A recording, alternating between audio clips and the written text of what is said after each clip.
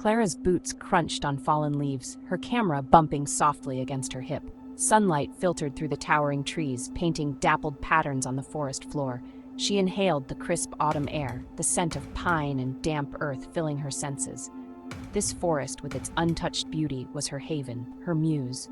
But today, a disquieting stillness hung in the air, a subtle shift that sent a shiver down her spine. She paused, her gaze drawn to a flash of faded blue caught on a thorny bramble. Brushing aside the leaves, she found a piece of cloth, ripped and worn. It looked like a fragment of a shirt, maybe a child's, judging by the size. Unease prickled her skin. It wasn't uncommon to find lost items in the woods, but this felt different, misplaced. As she ventured deeper, a sense of unease grew within her. She discovered more scraps of clothing, scattered haphazardly, like forgotten memories strewn about. Then, she saw them.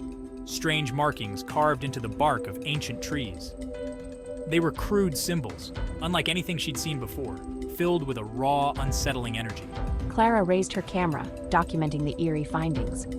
A strange feeling washed over her, a sense of being watched. The forest, usually her sanctuary, suddenly felt alien, its beauty laced with a palpable sense of dread. Her heart pounded in her chest, urging her to leave, but a newfound determination took root within her. Something wasn't right, and she was determined to uncover the truth. Following a barely there trail, she stumbled upon a clearing. In the center stood a dilapidated cabin, its wooden walls warped and overgrown with ivy. The windows, like vacant eyes, stared back at her.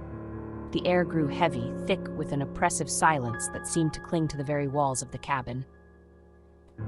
Hesitantly, Clara approached, her hand hovering over the rusty doorknob. With a groan that echoed through the clearing, the door creaked open, revealing a dusty interior lost to time. Cobwebs hung from the rafters, and the air was thick with the smell of decay. Despite the unsettling atmosphere, curiosity propelled her forward. She stepped inside, her eyes scanning the room. Dust-covered furniture stood frozen in time, as if waiting for occupants who would never return.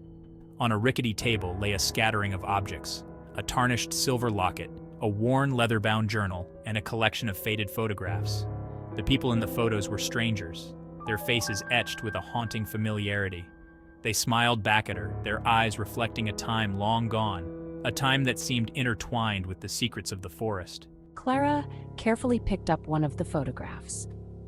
It depicted a young couple, standing in front of the very same cabin, their arms wrapped around each other, their smiles radiant.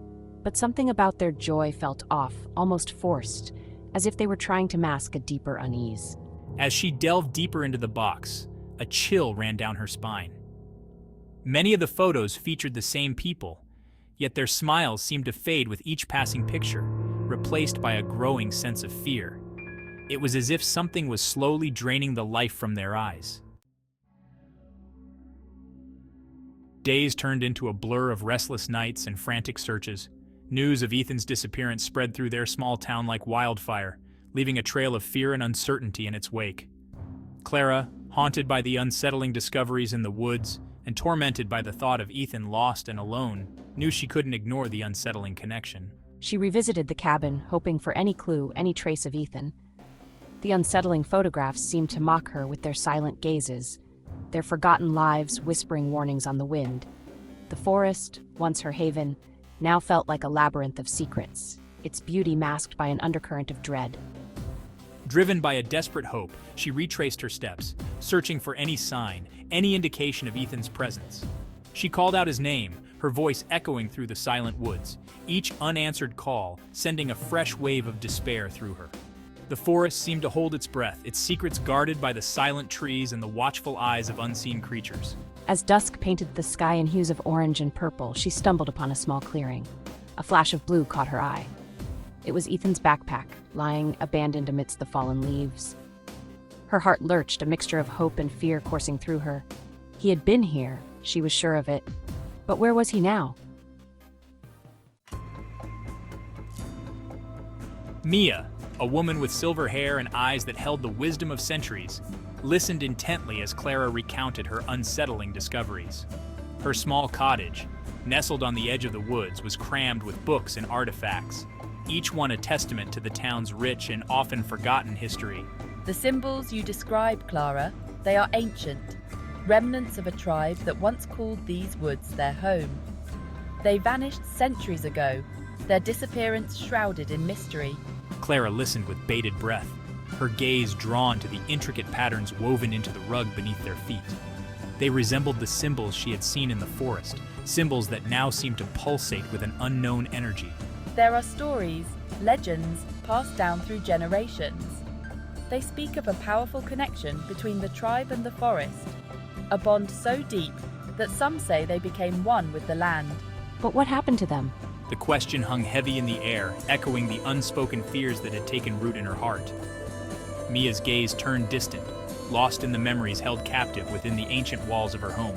The stories speak of a darkness, a betrayal that angered the spirits of the forest. They say the tribe was punished for their transgression, their memory swallowed by the very land they swore to protect.